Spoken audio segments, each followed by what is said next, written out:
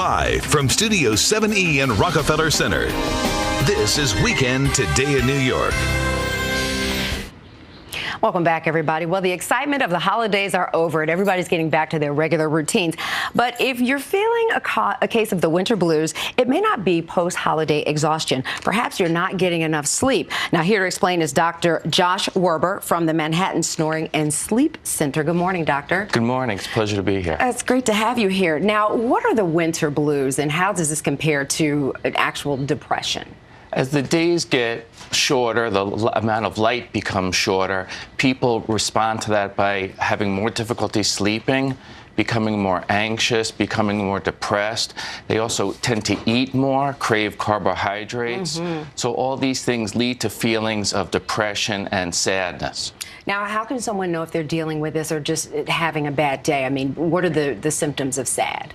The symptoms of SAD, again, are difficulty sleeping, more anxiety, difficulty concentrating, eating more, gaining weight, and craving carbohydrates. But I guess, how do you know that you actually are dealing with SAD and not, like I said, not just bummed out, you know, because something bad has happened to you? Well, if this affects your ability to function during the day, affects your relationships with people, affects your ability to work, then those are signs of significant depression, and you should speak to your doctor about that. Now, how does daylight savings time and the switch in that affect how we sleep? It affects our circadian rhythm, so it affects the internal clock we have. So when we go from daylight savings time, we lose that extra hour, and it affects our sleep. Most people recover within 3 days to a week, but for some people, that feeling can last through the season with the shorter days and lower light. That's amazing because it's just an hour, you think. Right, but it's not, again, just that hour, but the shift in seasons where we have less daylight has a significant impact on people, but there are ways to compensate for that.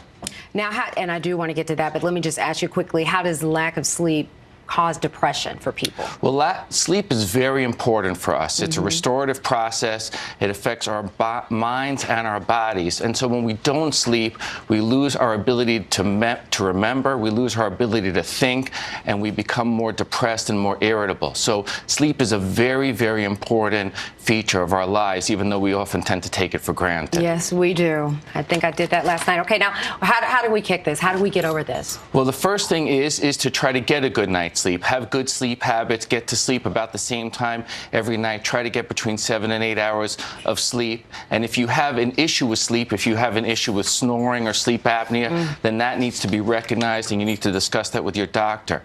During the day, we want to get out and exercise. That's very important during this time of year. We want to get more sunshine, so we want to be out during the day, especially in the morning. And we want to be careful about what we're eating. We want to avoid carbohydrates, or at least a lot of carbohydrates, and watch what we're eating so that we don't take on that weight, which adds to our feelings of depression and bad feelings about ourselves. Okay, now we have to wrap this up. How long would you recommend that we sleep? 8 hours? I think it varies for different people. Really? Children need a little more sleep than adults, but in general, I think 7 to 8 hours is a reasonable goal for most people. All right, thank you, Dr. Werber. We appreciate the advice. We'll be right back with a preview of Meet the Press.